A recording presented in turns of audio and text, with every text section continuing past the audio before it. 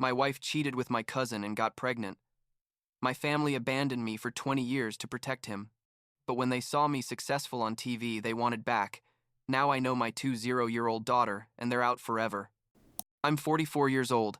I'm the CEO of a hospitality group that I basically built from nothing, and I've been married for 10 years to an amazing woman with whom I have an 8-year-old son. My life is good, stable. But a few weeks ago, something happened that literally made me question my entire existence. And I need to tell this story because I'm still processing everything. The thing is that my family, people I hadn't seen in 20 years, showed up out of nowhere at my office after seeing me in a TV interview. And what they told me that day basically explains why my life went to hell when I was 25, and I never understood why. I guess I should start from the beginning. When I was 22 and married Sarah, my lifelong girlfriend, we met in high school. We were those typical sweethearts that everyone assumed would end up together, and that's what happened. We got married super young. I was working in my uncle's family business, making decent money but nothing spectacular. And Sarah worked as an administrative assistant at a local company. It was a normal life. You know what I mean? Nothing spectacular. But we were happy. Or at least I thought we were. We lived in a small apartment, went out with friends on weekends, talked about having kids someday, all that stuff. My family was super present in our lives, especially my parents and my sister, and my cousin Kevin, who was like my brother basically because we grew up together and were always into the same things. Everything changed when we'd been married for 3 years. Sarah started acting weird, like distant, and I noticed it, but every time I asked her what was wrong, she'd say she was stressed about work or that it was nothing. Looking back, I should have seen it coming. But when you're in the middle of the situation, you don't see the signs, One day I came home, and she was sitting in the living room with a bunch of papers in her hand, and she said, "We need to talk." Wanted to move or change jobs or something like that, and she drops on me, "I want a divorce," just like that, out of nowhere. There were no screams, no long explanations. She just said she didn't love me anymore and that she needed to move on with her life. I was in shock, literally couldn't even speak. I asked her if there was someone else, if I had done something wrong, if we could try therapy, but she just kept repeating no, that it just wasn't working anymore and that was it. What happened next was even weirder. I accepted the divorce because what else could I do? But I expected at least my family to support me, right? Well, no. My parents, my sister, everyone started acting super strange with me. My mom stopped answering my calls. My dad would tell me he was busy every time I tried to see him, and my sister basically ghosted me completely. Kevin, my cousin, who I had grown up with and was like my best friend, also disappeared. At first I thought maybe they were processing the divorce in their own way, or that Sarah had told them something that made them angry at me. I don't know. But after a few months, it became clear that they had completely cut me out of their lives. I went to my parents' house several times and they wouldn't open the door. I'd send them messages and they'd leave me on read. It was like I had ceased to exist for them. I'm not going to lie. Those years were the worst of my life. I was alone, completely alone, without family, without a wife, without understanding what the hell had happened. I fell into a horrible depression. I left my job at my uncle's business because obviously I couldn't be there anymore. And some days I could barely get out of bed. I was like 25 years old at that point, and I felt like my life was already over. The only thing that kept me functioning was anger, honestly, because I couldn't understand how people who are supposed to love you abandon you like that without any explanation. I spent like 2 years like that, barely surviving with temporary jobs, living in a horrible apartment I could barely afford, constantly wondering what I had done so terrible to deserve this. But then, and this sounds kind of cliche, but it's true, I hit rock bottom and decided I wasn't going to let this situation destroy me. I had some friends, not many, but good ones, who supported me during all that time, and one of them proposed that we open a restaurant together. He had some money saved. I had experience working in service businesses, and we basically said, why not? We invested everything we had in that first restaurant. We worked like 18 hours a day, 7 days a week, and somehow it worked. The place took off, we started making money, and after 2 years we opened a second restaurant, and then a third, and that's how the thing kept growing. By the time I was 34, I had already met my current wife. We got married, had our son, and I was managing a hospitality group with like 12 restaurants and 3 boutique hotels. My life had done a 180-degree turn, you know? I had built something from nothing. I had a family that loved me, and although there were still days when I thought about my biological family and wondered why they abandoned me, overall I was okay. I had learned to live without them, I guess, or at least that's what I thought. About a month ago, I did an interview for a local TV program about successful entrepreneurs. I talked about my business, about how I started, about the challenges, all that stuff, but I deliberately didn't mention anything about my original family or about the divorce because, honestly, I didn't want to think about that anymore. The interview aired and I didn't even watch it completely. I just knew it aired because some customers mentioned it to me. A week later, my assistant calls me on the intercom and says, "Thomas, there are some people here who say they're your family and want to see you." I froze. I told her to ask them who exactly they were, and she came back and told me, "Your parents and your sister." I didn't know what to do. 20 years, literally 20 years without seeing them or talking to them, and they show up just like that, out of nowhere. Part of me wanted to tell my assistant to throw them out, but another part, I don't know, needed to understand why they were there. I told her to let them in. When they entered my office, the first thing I noticed is that they looked old, obviously, but also nervous. My mom was like 67 years old already, my dad 70, and my sister was around 46. They sat in front of my desk and no one knew what to say for a moment. Finally, my dad spoke and said, "We saw your interview, Thomas. We're very proud of what you've achieved." And I just sat there looking at them like, seriously? Proud? After 20 years of total silence? I asked them directly, "Why are you here? What do you want?" My mom started crying and said they had made a terrible mistake, that they wanted to explain everything to me, that they needed me to forgive them. I told them they had exactly 10 minutes to explain what the hell happened 20 years ago, because if not, I was going to call security to have them removed.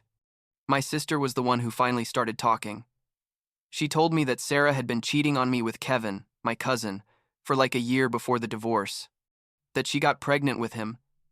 That's why she asked for the divorce so suddenly, and that the whole family knew about it. I couldn't process what I was hearing. Kevin, my cousin, my supposed best friend, had been sleeping with my wife, and everyone knew. I asked them, "And why didn't anyone tell me anything? Why did you abandon me instead of abandoning them?" My dad explained that Kevin's father, my uncle, was the owner of the family business that everyone depended on economically.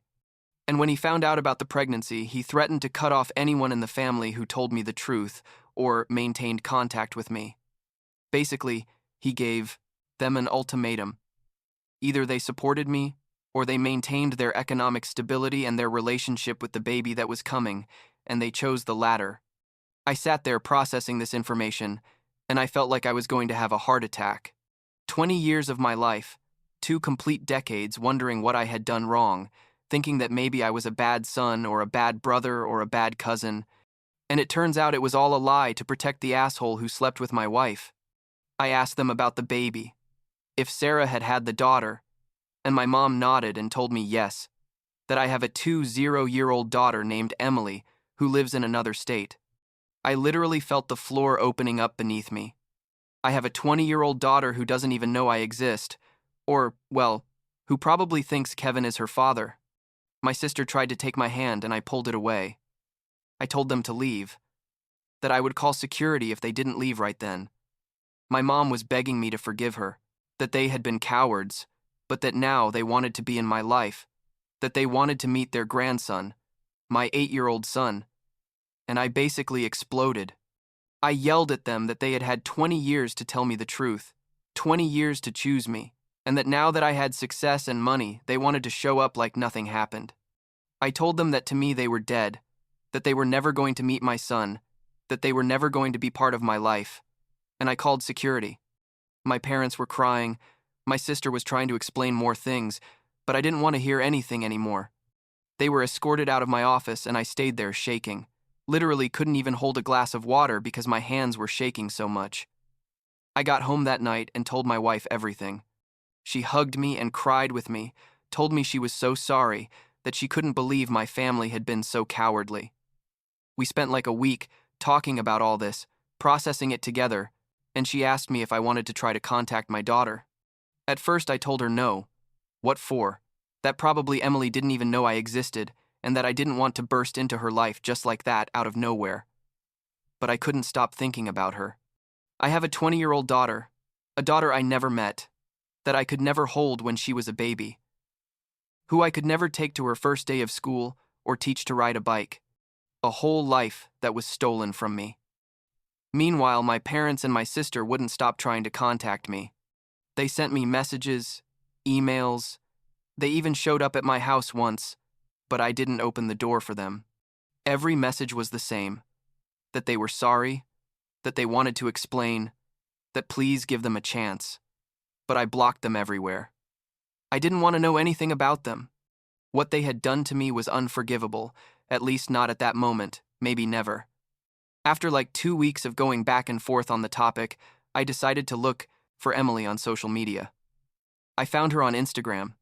She had her profile public, and when I saw her photos, I was paralyzed. She looks like me. She has my eyes, my smile. It's like seeing a female version of myself at that age. She had photos with Sarah and with Kevin, photos from her high school graduation, photos at college, a whole life documented there. I sent her a direct message. I told her who I was, that I had just found out about her existence, and that if she wanted to talk to me, I would be available whenever she was ready. But that I completely understood if she didn't want to know anything about me. 2 weeks went by without a response, and I had already assumed she wasn't going to answer. That probably Sarah or Kevin had put ideas in her head about me, or she just didn't care. But then one day I got a message from her. She told me that yes, she knew who I was, that her mom had told her the truth when she was like 16 because she started asking questions about why she didn't look anything like Kevin. She told me that Sarah explained to her that she had cheated on me, that I didn't know about her existence, and that the family had decided to keep everything secret to protect her.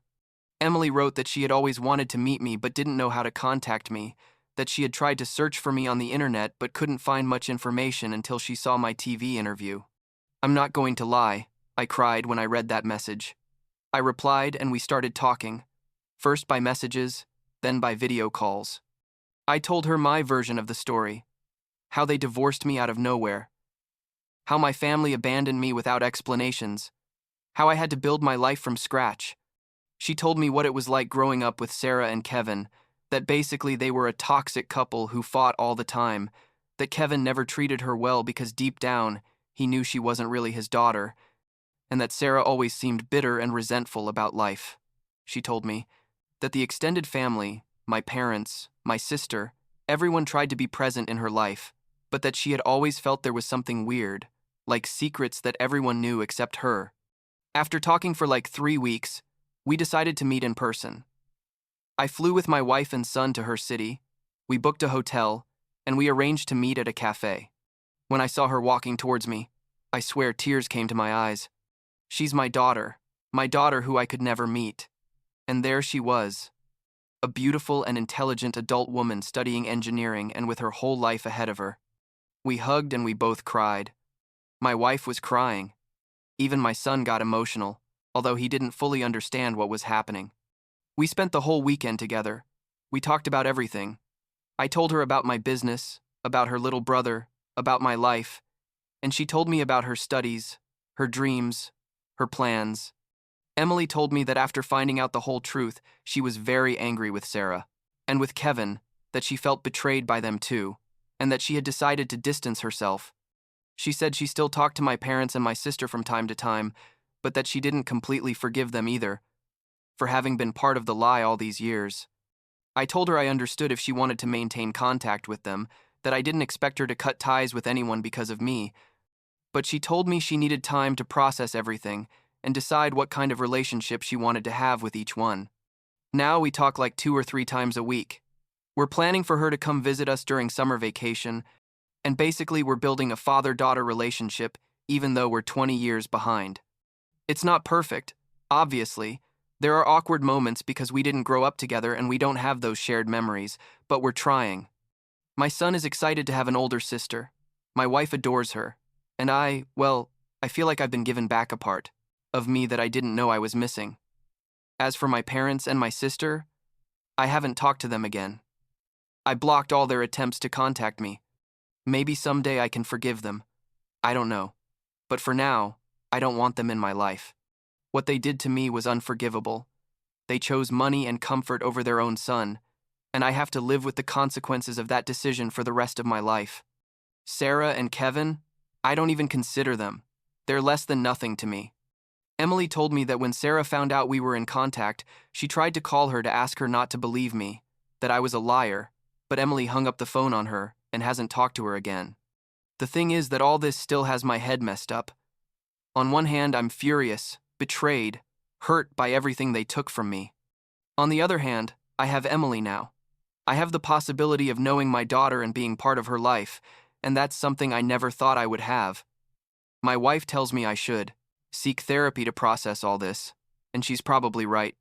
But for now, I'm just taking things one day at a time. Last week, Emily sent me a photo of her as a baby, one she found in Sarah's things. In the photo, she's like 6 months old and she's smiling, and when I saw it, I thought about all the moments I missed. All the times she might have needed me and I wasn't there, because I didn't even know she existed. But I also thought that now I have the opportunity to be here for her, even if it's late, even if we've lost 20 years. And that has to be enough for now, I guess.